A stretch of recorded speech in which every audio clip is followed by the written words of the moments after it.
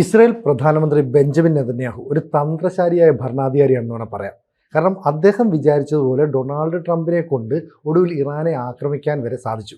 അപ്പം ലക്ഷ്യം എന്ന് പറയുന്നത് പലസ്തീൻ തന്നെയാണ്. അപ്പം ബെഞ്ചമിൻ നെതന്യാഹു ഉദ്ദേശിച്ച പാതയിലൂടെ ഏതാണ്ട് മുക്കാൽ ഭാഗവും സഞ്ചരിച്ചു കഴിഞ്ഞു എന്ന് പറഞ്ഞാൽ ശരിയാവുമോ? മുക്കാൽ ഭാഗമല്ല, ഏതാണ്ട് 90%, 90-ലേറെ% ബെഞ്ചമിൻ നെതന്യാഹു ഉദ്ദേശിച്ച കണക്ക് കാര്യങ്ങളെത്തി. കാരണം ഒക്ടോബർ 7, 2022 അന്നാണ് ഇസ്രയേലിലെ ഈ ഹമാസിൻ്റെ ആക്രമണത്തിൽ 1200 പേര് ഇസ്രയേലികൾ മരിക്കുന്നു, കുറേ പേരെ ബന്ദികളായി കൊണ്ടുപോകുന്നു. അപ്പോൾ അതിനുശേഷം നെതന്യാഹു പ്രഖ്യാപിച്ചത് ഇതിൻ്റെ വേര് ഞങ്ങൾ ഇറക്കുന്നു പറഞ്ഞത്. ഈ മധ്യേഷ്യയിലെ ഈ ഇസ്ലാമിക തീവ്രവാദത്തിൻ്റെ വേര് ഞങ്ങൾ ഇറക്കും. അങ്ങനെ ആ ഒരു പ്രക്രിയ ഇങ്ങനെ തുടർന്നു പോയിക്കൊണ്ടിരിക്കുകയായിരുന്നു. അത് ശരിക്കും പറഞ്ഞാൽ അതിപ്പോൾ ഒരു പൂർണ്ണമായ ഒരു സർക്കിളിൽ എത്തിയിരിക്കുകയാണ്. കാര്യം ഇതിൻ്റെ വേരെന്ന് പറയുന്നത് ഇറാൻ തന്നെയാണ്. അപ്പം ഈ ഷിയ, അപ്പം ഹമാസ് ആണെങ്കിലും ഹിസ്ബുള്ള ആണെങ്കിലും, അപ്പോൾ ഇത് രണ്ടും ഇറാൻ്റെ പ്രോക്സികളാണ്. അപ്പോൾ സിറിയയിൽ ആസാദിനെ നിലനിർത്തിയിരുന്നത് ഇറാനാണ്. അപ്പോൾ സിറിയയിലും ഹിസ്ബുള്ളെ പൊസിഷൻ ചെയ്തിരുന്നു. അതേപോലെ ലെബനനിൽ അവർ അവിടെ ഗവൺമെൻറ്റിൽ പങ്കാളികളൊക്കെയാണ്, അവർക്ക് അവരുടേതായ മിലിറ്ററി ഉണ്ട്. അപ്പോൾ ഹിസ്ബുള്ള അവിടെയും ഇറാനാണ്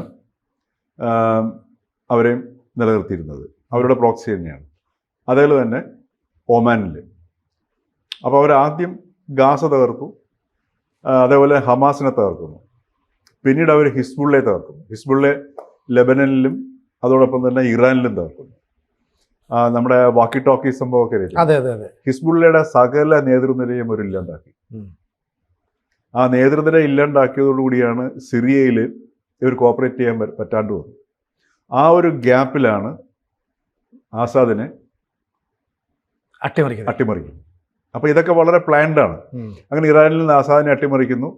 അത് കഴിഞ്ഞിട്ട് ഇവർ ആ ഗോലാൻ ഹെയ്റ്റ്സ് ആ പ്രദേശങ്ങളിലേക്ക് അവർ കടന്നു കയറുന്നു.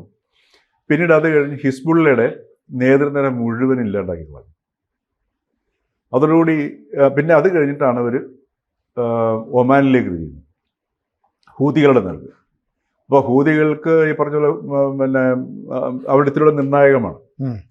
കാര്യം ഹൂതികളുടെ ഭാഗത്തു നിന്നും അമേരിക്കയ്ക്ക് പോലും ഭയങ്കരമായ ഭീഷണി നേരിട്ടു. കാരണം റെഡ് സീയിലൂടെയാണ് അവരുടെ ഈ എല്ലാ അന്താരാഷ്ട്ര കപ്പൽ ഗതാഗതവും നടന്നു പോകുന്നത്. അമേരിക്കൻ കപ്പലുകളും അതുപോലെ ഫ്ലൈറ്റ് കാരിയേഴ്സും ഒക്കെ ഇവർ ആക്രമിക്കുകയും കുറേ നഷ്ടങ്ങളും അമേരിക്കയ്ക്ക് ഉണ്ടായി. പക്ഷേ എങ്കിലും ഹൂതികളെയും ഇവർ ഒതുക്കി. അങ്ങനെ ഹിസ്ബുള്ളയെ, ഹമാസിനെ ആദ്യം ഒതുക്കി, ഹിസ്ബുള്ളയെ ഒതുക്കി. അത് കഴിഞ്ഞപ്പോഴത്തേക്ക് ഇറാൻ്റെ അവസ്ഥ എന്തായി? ഇറാൻ ഒറ്റപ്പെട്ടൊരവസ്ഥയായി. ഇറാന് പ്രോക്സികളില്ലാണ്ടായി. അതോടൊപ്പം തന്നെ ചുറ്റുപാടുകളിൽ ഇറാൻ ഒറ്റപ്പെട്ടു. സിറിയയിൽ ഹൊസ്റ്റൈലായിട്ടുള്ള ഇറാന് അതുവരെ ഇറാൻ്റെ നിയന്ത്രണം ഈ സിറിയയുടെ നിയന്ത്രണം ഇറാൻ്റെ കയ്യിലായിരുന്നെങ്കിൽ ഇറാൻ സിറിയ ഒരു ശത്രു രാജ്യമായിട്ട് ഇറാന് മാറുന്നു. അങ്ങനെ മധ്യേഷ്യയിൽ ഇറാൻ ഇങ്ങനെ ഒറ്റപ്പെടുകയാണ് ചെയ്യുന്നത്. അങ്ങനെ ഒറ്റപ്പെട്ട് കഴിഞ്ഞപ്പോഴത്തേക്കാണ് ഈ ഹിസ്ബുള്ളയുടെയും ഹമാസിൻ്റെയും അതുപോലെ ഹൂതികളെയും ഏകദേശം ഒരുവിധം ഒതുക്കുകയും ഹിസ്ബുള്ളയുടെയും ഹമാസിൻ്റെയും നേതൃനിരയെ പൂർണ്ണമായിട്ട് എലിമിനേറ്റ് ചെയ്തു വരും നിലവിലുള്ള. എന്നിട്ട് ഈ ഒറ്റപ്പെട്ട ഇറാനെ കയറി അടിക്കുകയാണ് ചെയ്തത്. ഈ അടിക്കുന്ന സമയത്ത് യഥാർത്ഥത്തിൽ അമേരിക്കയെ നിയന്ത്രിക്കുന്നത് മുഴുവൻ ഇസ്രയേലാണ്. ഇസ്രയേൽ എന്ന് വെച്ചാൽ ജൂതരായിട്ടുള്ള കുറേ ഏതാനും ആൾക്കാരും ഒക്കെ ചേർന്നിട്ടുള്ള സംഗതിയാണ് അമേരിക്കൻ പൊളിറ്റിക്സ് മുഴുവൻ. അതിന് ഈ ഡെമോക്രാറ്റുകളായിക്കോട്ടെ റിപ്പബ്ലിക്കൻസ് ആയിക്കോട്ടെ, അപ്പോൾ അവരെ നയിക്കുന്ന മുഴുവൻ ഈ ഇസ്രയേൽ ലോബിയാണ്.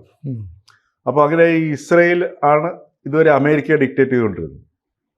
യഥാർത്ഥത്തിൽ ആ ഒരു സ്വാധീനം തന്നെയാണ് ട്രംപിനെയും ഇതിനകത്തേക്ക് വലിച്ചഴിച്ച സാധനം. പക്ഷേ ഈ ട്രംപിൻ്റെ ഒരു പ്രത്യേകത എന്ന് വെച്ച് കഴിഞ്ഞാൽ പുള്ളിക്ക് വലിയ എന്താ പറയുക, വായി തോന്നുന്നത് പറയുകയും തോന്നുന്നതൊക്കെ ചെയ്യുന്ന പ്രക്രിയ ഉണ്ടല്ലോ. അങ്ങനെ ഈ ട്രംപ് ലാസ്റ്റിൽ ഇവിടെ അറ്റാക്ക് ചെയ്യുന്നു. അറ്റാക്ക് ചെയ്ത് കഴിഞ്ഞപ്പോഴത്തേക്കാണ് ഈ ഇതിൻ്റെ ഒരു എന്താ പറയുക, ഒരു ഫുൾ സ്റ്റോപ്പ് പോലെ വരുന്നത്. അപ്പോൾ ട്രംപ് പറയുന്നത് കംപ്ലീറ്റ് നശിപ്പിച്ചു എന്ന് പറയുന്നു.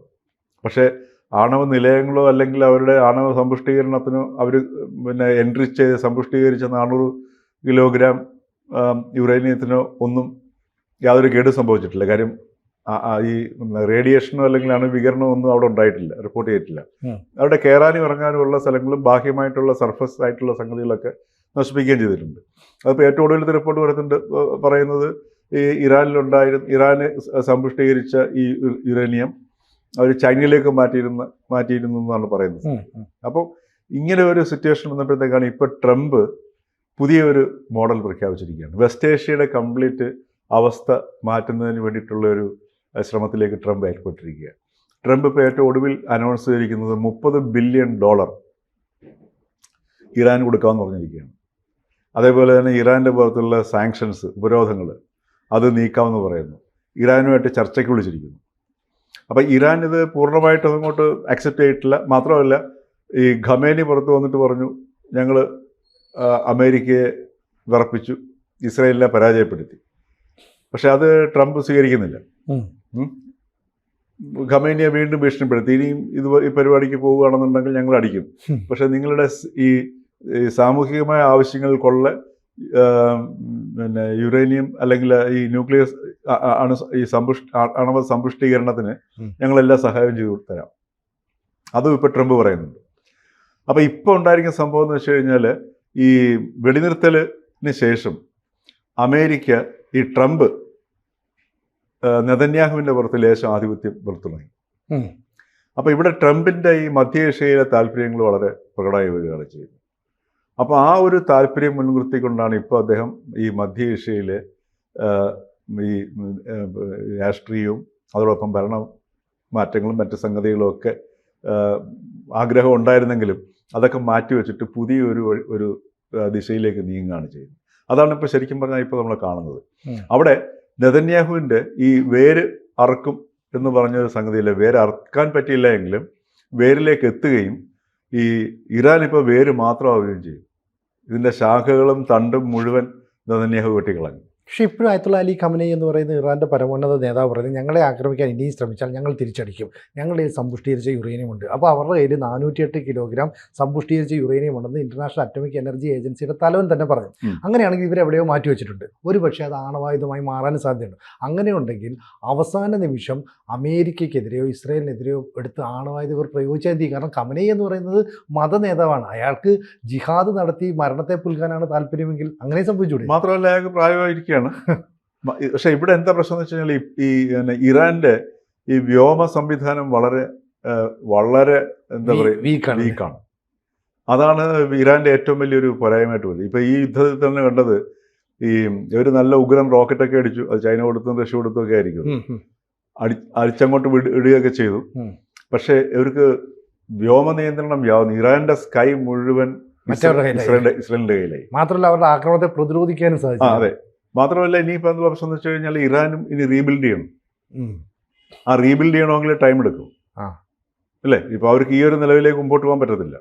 ആ റീബിൽഡിങ്ങിനാണ് ഇപ്പം പിന്നെ അമേരിക്ക ഇപ്പോൾ 5 റൗണ്ട് ചർച്ച നടത്തിയിരുന്നതാണ്. അപ്പോൾ ഒരു 6ാം റൗണ്ട് ചർച്ച എന്നുള്ള ലൈനിലേക്കാണ് ഇപ്പം ട്രംപ് ഇറാനെ ക്ഷണിച്ചിരിക്കുന്നത്. അവർ സംസാരിച്ചു എന്നാണ്. ഈ ബാക്ക് ഡോർ, ഈ പറഞ്ഞ പോലെ ഈ വെടിനിർത്തലിന്റെ പിന്നിലേക്ക് ഈ പറഞ്ഞ പോലെ ബാക്ക് ഡോർ ഡിപ്ലോമസി എന്നൊരു സംഗതി ഉണ്ടല്ലോ, അതെന്തായാലും ഉണ്ടായിട്ടുണ്ടാവും. അപ്പോൾ അതിൻ്റെ പശ്ചാത്തലത്തിലാണ് പുള്ളി വളരെ ഔദാര്യത്തോടുകൂടി $30 ബില്യൺ ഇപ്പോൾ ഇറാന് കൊടുക്കാം, ഇറാൻ ഗ്രേറ്റ് നേഷനാണ്, ഇസ്രയേലും ഗ്രേറ്റ് നേഷനാണ് എന്നൊക്കെ ട്രംപ് പറഞ്ഞിരിക്കുന്ന സംഗതി. അപ്പോൾ അവിടെ ഇനിയിപ്പോൾ ഉള്ള പ്രശ്നം എന്ന് വെച്ച് കഴിഞ്ഞാൽ, ഇറാന് ഈ ഹിസ്ബുള്ളയെയും അതോടൊപ്പം തന്നെ ഹമാസിനെയൊക്കെ വളർത്തിക്കൊണ്ട് വരാനായിട്ട്, അതല്ലെങ്കിൽ അവരെ സ്പോൺസർ ചെയ്യാനുള്ള ശേഷി ഇപ്പം നിലവിലില്ല. അത് വെച്ചുകൊണ്ടായിരിക്കും ഈ ഇറാനെ ഒരു മെയിൻ സ്ട്രീമിലേക്ക് കൊണ്ടുവരികയോ അതല്ലെങ്കിൽ അവരുമായിട്ട് ഇൻട്രാക്ഷനിലേക്ക് കൊണ്ടുവരികയൊക്കെ ചെയ്തിട്ട്, അവിടുത്തെ ഈ പറഞ്ഞ പോലെ ഇറാനും വിഭവങ്ങളുടെ സമൃദ്ധിയുള്ള ഒരു രാജ്യമാണ്. അപ്പം വളരെ മനോഹരമായിട്ടുള്ള ഡീലുകൾ ഉണ്ടാക്കാന്നുള്ള ഉദ്ദേശവും ആർക്കുണ്ടാവും? ട്രംപിനുണ്ടാവും. ട്രംപ് $30 ബില്യൺ അമേരിക്ക ഇറാനിന് കൊടുക്കാമെന്ന് പറഞ്ഞു കഴിഞ്ഞാൽ എത്രയോ 100 കണക്കിന് ബില്യൺ തിരിച്ചു കൊണ്ടുപോകാമെന്നുള്ള ഉദ്ദേശം വെച്ചിട്ടായിരിക്കും. അപ്പോൾ ആ രീതിയിൽ ഈ മധ്യ ഏഷ്യയിന് എങ്ങനെ, ആ മധ്യ ഏഷ്യയിൽ നടത്തിയിട്ടുള്ള ഇൻവെസ്റ്റ്മെൻറ്റിനെ എങ്ങനെ അമേരിക്ക തിരിച്ചു പിടിക്കാം എന്നുള്ള ആ ഒരു ദിശയിലേക്കാണ് ഇപ്പം എത്തി നിൽക്കുന്നത്. ചുരുക്കം പറഞ്ഞാൽ ട്രംപ് തൻ്റെ ലക്ഷ്യത്തിലേക്ക് ഏതാണ്ട് അടുത്ത് കഴിഞ്ഞു. ഇനി അത് ബാക്കിയുടെ ക്ഷമിക്കണം, നെതന്യാഹു തൻ്റെ ലക്ഷ്യത്തിലേക്ക് അടുത്ത് കഴിഞ്ഞു. ഇനി ട്രംപിനെ ഉപയോഗപ്പെടുത്തി ബാക്കിയുടെ ഒക്കെ പൂർത്തീകരിക്കുക, അത്രേ ഉള്ളൂ. അതേ ഉള്ളൂ. മാത്രമല്ല, ഇപ്പം ഇന്നലത്തെ ഈ ഖമേനി മടങ്ങി വന്നപ്പോൾ നടത്തിയ ഒരു പ്രസംഗത്തിൽ പറഞ്ഞേക്കുന്നത് ഇസ്ലാമിക രാജ്യങ്ങളെല്ലാം ഇത് നോക്കി നിന്നു എന്നാണ് പറയുന്നത്. നെതന്യാഹുവിൻ്റെ ഉദ്ദേശം അത് തന്നെയായിരുന്നു, ഇറാനെ ഒറ്റപ്പെടുത്തുക, എന്നിട്ട് സകല അംഗങ്ങളും അരിഞ്ഞ്, ഇപ്പം എല്ലാം അരിഞ്ഞിട്ട് കഴിഞ്ഞു, പ്രോക്സികളും ഇല്ല. പ്രോക്സികളും ഇല്ല. അപ്പോൾ ഇനി ഇത് റീബിൽഡ് ചെയ്യണമെന്നില്ല, ടൈം എടുക്കും. ഇപ്പോൾ ഇറാന് തന്നെ നേരെ നിൽക്കണമെന്ന് വെച്ചാൽ, യുദ്ധത്തിൻ്റെ ഈ കെടുതിയിൽ നിന്ന് നേരെ നിൽക്കണമെന്ന് വെച്ച് കഴിഞ്ഞാൽ ഈ ഇത്രയും അധികം ഈ സാങ്ഷൻസും ഈ തകർച്ചയൊക്കെ വെച്ചിട്ട് ഇനി മുമ്പോട്ട് പോകണമെന്ന് വെച്ചാൽ തന്നെ വലിയ പ്രയാസമായിട്ട് വരും. അപ്പോൾ ഇനി ആയുധങ്ങൾ ഉണ്ടാക്കണ്ടേ? അതെ, ഒരുവിധം കയ്യിലുള്ളതൊക്കെ പൊട്ടിച്ചു തീർത്തു. അപ്പോൾ ഈ ഒരു അവസ്ഥയിൽ ഇനി അവരുടെ നിയന്ത്രണത്തിൽ നിൽക്കും. ഇനിയിപ്പോൾ ഗാസയിൽ എന്ത് വേണം? അതിന് ഒരു പക്ഷേങ്കിൽ ഈ പറഞ്ഞതുപോലെ ഇത്തിരിയുടെ ഒരു സമാധാനപരമായ ഒരു അന്തരീക്ഷത്തിലേക്ക് വേണമെങ്കിൽ മധ്യേഷ്യക്ക് മാറാൻ കഴിയും. പക്ഷെ അവിടെ ഈ പറഞ്ഞതുപോലെ അമേരിക്കയുടെ താല്പര്യങ്ങൾ തന്നെയായിരിക്കും അങ്ങനെയാണെങ്കിൽ നടക്കാൻ പോവുക. കാരണം അതിൻ്റെ ലക്ഷണങ്ങളാണ് ഇപ്പം കണ്ടു തുടങ്ങുന്നത്. കാരണം ഇതുവരെ വർഷങ്ങൾ, പതിറ്റാണ്ടുകളായിട്ട് ഇസ്രയേൽ അമേരിക്ക ഡിക്റ്റേറ്റ് ചെയ്യുന്ന അവസ്ഥയായിരുന്നു. ഇപ്പം ഇസ്രയേലിന് ഏതെങ്കിലും ഒരു പ്രസിഡന്റ് ലേശം ഒന്ന് അനുസരിക്കാതെ വരികയാണെങ്കിൽ വലിയ പ്രശ്നമാകുമായിരുന്നു. ഇപ്പോൾ ഒബാമയൊക്കെ ആദ്യം ഒന്ന് ചെറുത്ത് നിന്ന് നോക്കി. പക്ഷേ ഡെമോക്രാറ്റുകളാണെങ്കിൽ പോലും ഇപ്പം വളരെ പ്രയാസമാണ് ആ ഇസ്രയേൽ ലോബി മറികടക്കാനായിട്ട്. പക്ഷെ ഇവിടെ ഇദ്ദേഹം ആ ഒരു മേൽക്കൈ ഇപ്പം എടുത്തു നിൽക്കുന്നതാണ് ഇപ്പം നമ്മൾ കാണുന്നത്. കൂടുതൽ വാർത്തകളും വിശേഷങ്ങളും നിങ്ങളിലേക്ക് എത്താൻ ABC മലയാളം സബ്സ്ക്രൈബ് ചെയ്യുക, ബെൽ ബട്ടണും അമർത്തുക.